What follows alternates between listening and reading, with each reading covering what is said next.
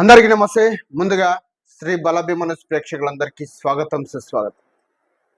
6 కాలం కష్టపడి చెమటోర్చి పండించిన పంటను కొంతమంది వాళ్ళ కష్టాన్ని ఎలా దోపిడీ చేస్తున్నారో తెలుసా?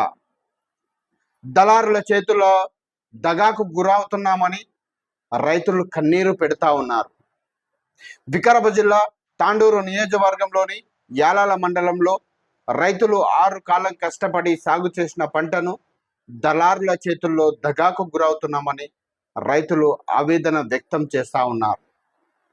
ఇటీవల కురిసినటువంటి భారీ వర్షాల ప్రభావం వలన పంటలు దెబ్బతినడంతో పంటకు పెట్టిన పెట్టుబడి కూడా వస్తుందో రాదో అని ఒకవైపు రైతులు ఆందోళన చెందుతుంటే, మరోవైపు పండిన పంటను అమ్మకానికి పత్తి మిల్లు వద్దకు రైతులు తీసుకువెళ్తే తేమ శాతం పేరుతో ధరను తగ్గించి కొనుగోలు చేస్తున్నటువంటి ఘటనలను రైతులను కన్నీరు పెట్టిస్తూ ఉన్నాయి.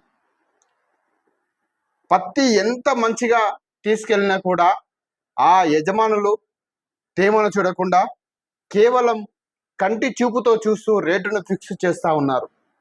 ప్రభుత్వం ఆధీనంలో ఉన్నటువంటి సిసిఐ కొనుగోలు కేంద్రం ద్వారా కూడా పత్తిని కొనుగోలు చేసే ప్రభుత్వం మద్దతు ధర కేవలం 8,100 రూపాయలను నిర్ణయించింది.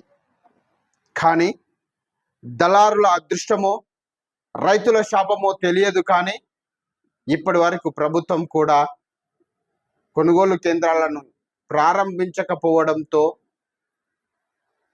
ఆ పచ్చ రైతులు ఇటు దళారుల చేతుల్లో ప్రభుత్వం చేతిలో దగాకు గురవుతున్నామని రైతులు కన్నీరు పెడతా ఉన్నారు. ఇప్పటికైనా ప్రభుత్వం వెంటనే స్పందించి ప్రభుత్వ కొనుగోలు కేంద్రాలను ఏర్పాటు చేయాలని, పత్తికి కనీస మద్దతు ధర ఏర్పాటు చేసి నష్టపోయిన రైతులను ఆదుకోవాలని డిమాండ్ చేస్తూ ఉన్నారు. చూస్తూనే ఉండండి శ్రీ బలభీమను ఛానల్.